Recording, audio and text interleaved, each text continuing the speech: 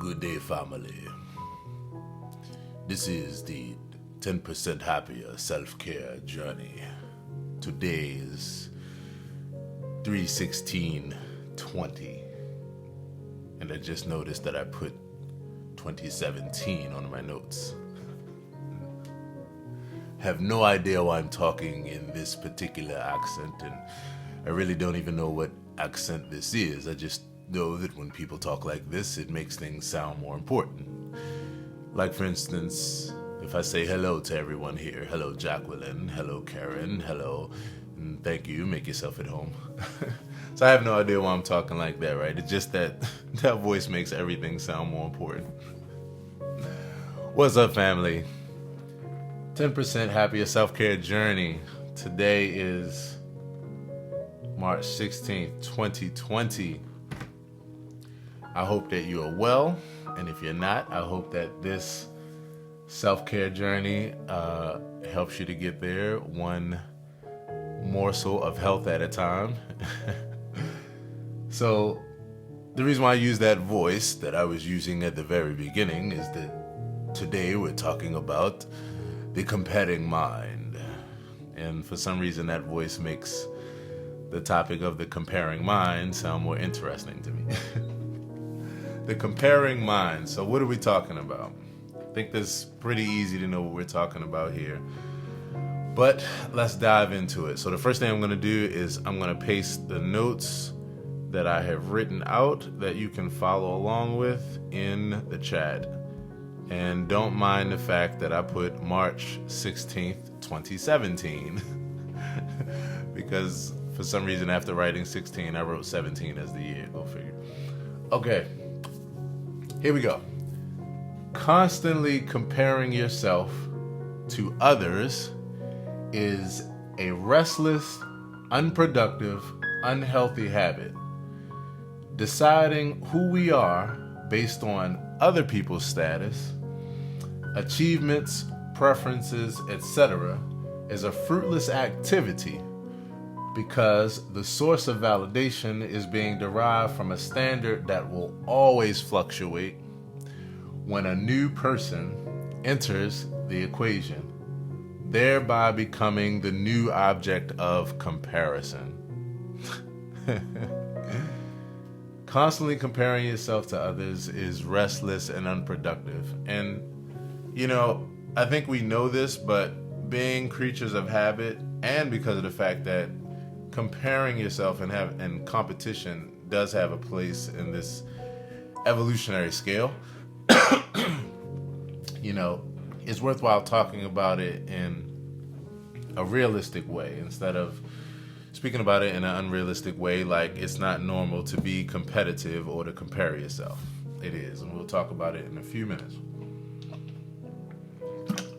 But the main deal is that if you become obsessive, that's when you get in trouble. Jacqueline Hayes says, "Hey Aaron, I love your different voice." Thank you, Jacqueline. Thanks for watching. Hey Amos, thanks for hanging out. Happy Monday to everyone here. So deciding who we are based on other people's status and achievements, that's the part that's like really, really fruitless, because the source of validation is not being derived from you, where it needs to come from, but it's being derived from outside standards that will always fluctuate. And that's the part, that's how we get in trouble. Because no matter what happens, if you compare yourself to this person, and then all of a sudden you're in competition with that person, even if it's just in your own mind, okay, you get to a point where for some reason you feel like you're better than the person, or you've given up. Well, then you're okay until somebody else comes along, and then you're back to doing the same thing because you're looking externally instead of looking internally for your validation. You're going to have some sense of paying attention to others and comparing yourself or sizing yourself up because that can tell you where you are, maybe what you desire, maybe what your goals are, and that is the case. But the truth of the matter is everything in moderation, and too much of anything we know is not a good thing, right? So that the next person that comes along becomes the new object of comparison, and then you're right back to this cycle all over again. Now let's talk about the flip side of this coin real quick. Here's the flip side of the coin. At times, comparing yourself to others can be the source of inspiration to do something positive. However, dwelling, and that's the point there, dwelling in an obsessive way can quickly and easily lead to negative emotions, feelings of fear or resentment, and have a huge impact on one's self-confidence or feelings of self-worth. The key is to monitor your feelings and to be honest with yourself about how the feelings of comparison are impacting you. Hello, Delima. Thanks for hanging out. Karen says, hi, my friend. I love it too. And all your words of wisdom. You rock. Thank you, Karen. It really means a lot. One of the things that I've been appreciative about with this self-care journey as I've been going through the different lessons is, everything always comes back to being honest with yourself. And a lot of times that really is where the roots are to the whole equation. That's where we need to do the most work. It's in being honest with ourselves about what we're feeling and what our motives are and what we're feeling, emotionally. Because if you can be honest with yourself, that's the first key to remedying whatever is going on. So let's be honest. At times, comparing yourself can be the source of inspiration, right?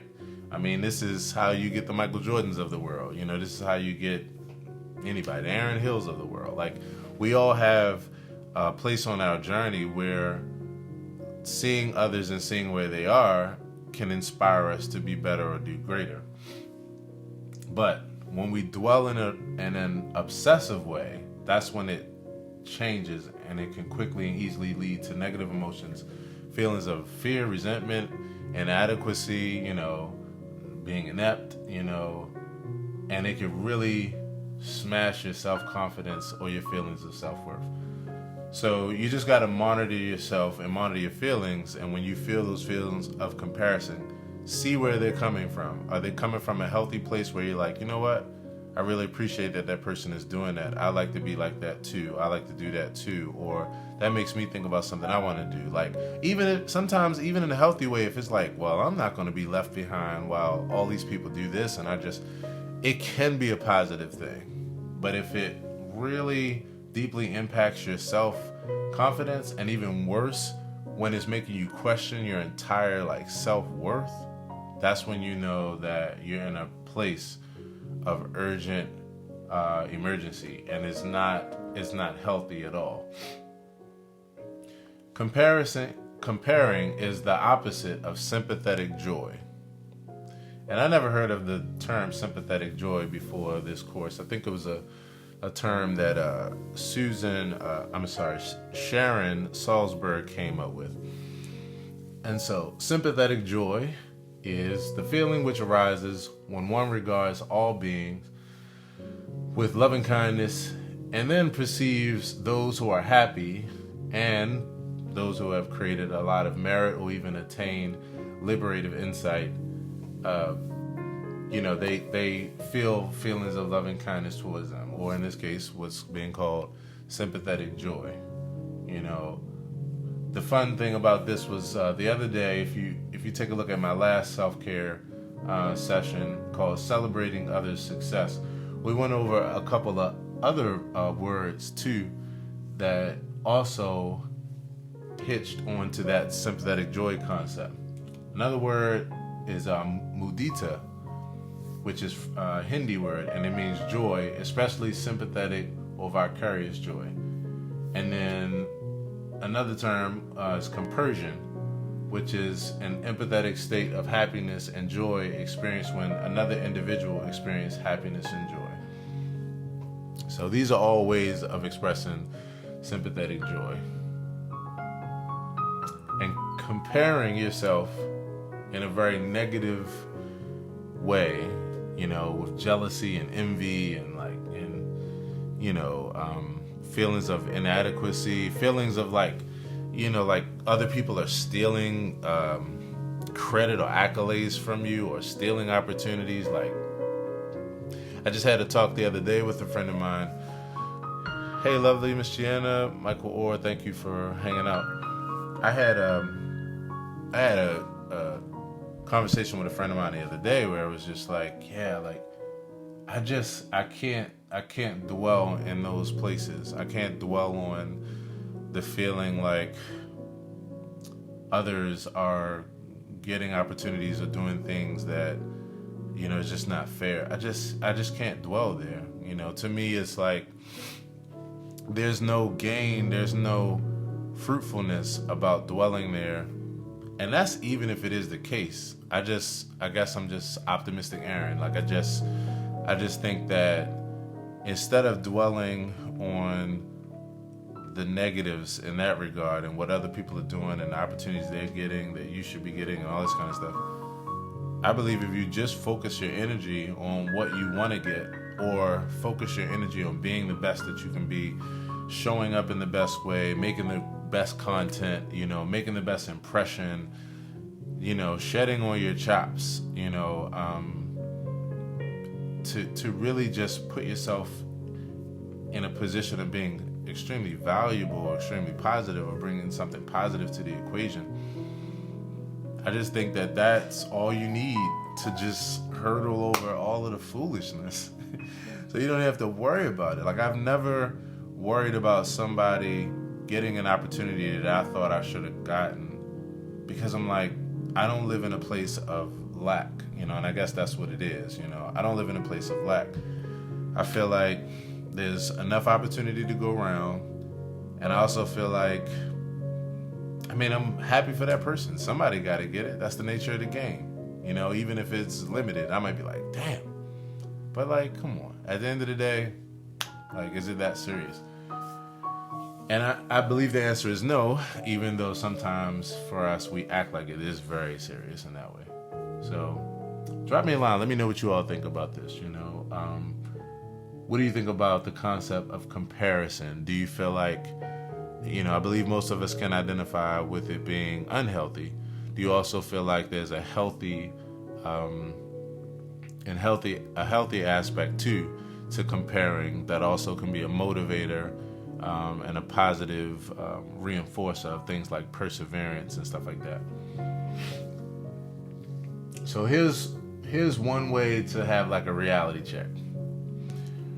Remembering that everyone's life is a mixture of pleasure and pain, and joy and sorrow will naturally decrease your comparing and judgment and increase your degree of empathy, compassion, and mindfulness. This is one of those ones that I think, you know, we can all identify with, but it can't be overstated. No matter how much you compare yourself to someone else and, you know, have these negative feelings or toward them or toward yourself, how much you envy or what have you, the truth of the matter is that person has things too, that their life is just like yours. They have ups and downs, you know, they have things that they're happy about and places where they feel totally inadequate and feel defeated and feel low, you know. There are places, honestly, and this is the thing you'd be surprised about, there are places where people that you envy, where they envy you.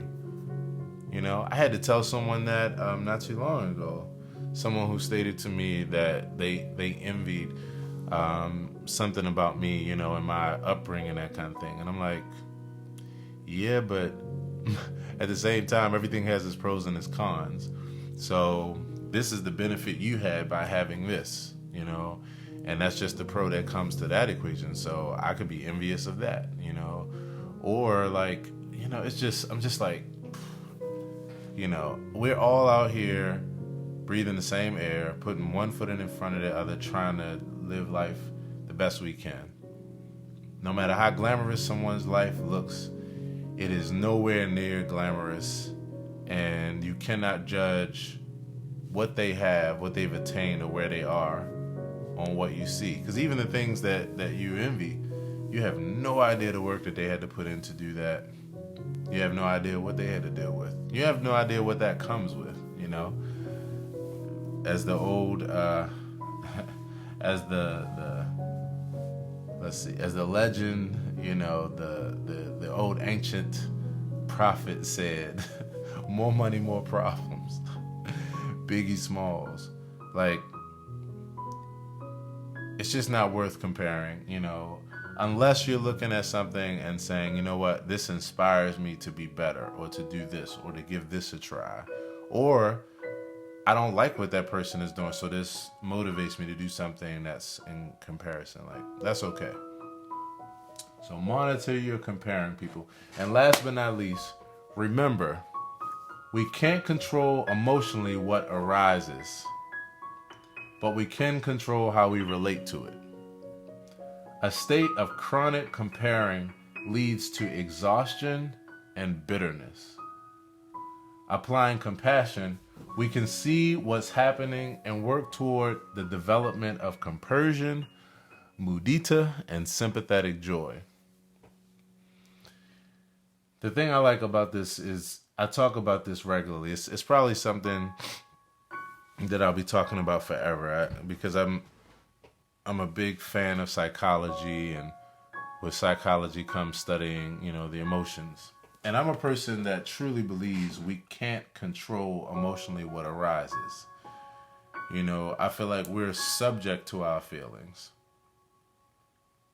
From there, because you can't, when you're fearful, that's an evolutionary trait. When you're fearful, this is something that came about via evolution that allowed me to be able to sit here to talk to you today, and you to be able to be present to listen. We survived because evolution gave us certain traits, certain responses and reactions to our environment in order to survive. So if you hear a loud noise, it's natural for your heart to jump, for you to all of a sudden be alert, maybe even your blood and stuff, to start flowing to the point of getting ready to fight or flight. Like, that's normal, that's natural. So you can't control that initial visceral thing. If you could control it, you'd be in trouble. Because it's an automatic response to help you survive at this point. But the part that we're working on, and the part where we do have the ability to have an influence and impact in the equation, is that we can control how we relate to it. And that's what we're working on. Controlling how we relate to that initial response. So if you find yourself comparing, just see which side it's falling on. If it's falling on the negative side, be gentle with yourself. Understand, like we learned a lot earlier in this self-care journey, it's just a mental state. It will pass, Give yourself compassion, because we can see what's happening, and you can work towards the development of joy and sympathetic joy and compassion. So that is it, my friends. And so, that, and in lieu of, our current health crisis and these things that are going on, this is why I feel self-care is so important, and why I'm happy to do this self-care journey, because the truth of the matter is we all need every day to focus on these things in order to deal with all the different things that we deal with on a regular basis, both just individually, just with ourselves, that has nothing to do with anyone else, or something that affects the entire planet. So here we are, another self-care journey day. So here we go. We're gonna end with what I call the 30-second meditation technique, and this is just a matter of taking 3 deep breaths and 10 seconds of mindfulness. You can do this no matter where you are. You can do this at any given time, any given place, and you don't need an ideal environment or the right music or candles or fragrances and essential oils or any of that stuff. So I invite you to do this wherever you are, even if you're driving in a car, to do this. So we're just going to settle in, and our goal is to just take 30 seconds to be able to de-escalate if needed. And if we're at a place where we're already at peace, is to just practice coming to this space so that we can, A, live in this space, and then 2, when we aren't living in it, we can know how to easily access it from just practice. So So we're going to take 3 deep breaths. We're going to take long inhales through the nose and long exhales through the mouth. So with that, let's take a deep breath in and out.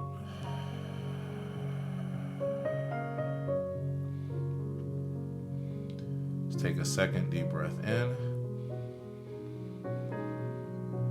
and out.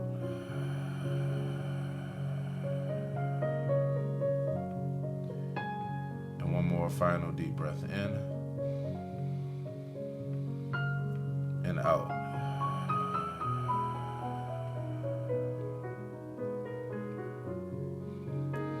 And then we're just going to take 10 more seconds to just stay in that place of mindfulness, that place of de-escalating, that place of reflecting on what we talked about today, and just getting prepared to practice this and to be gentle with ourselves.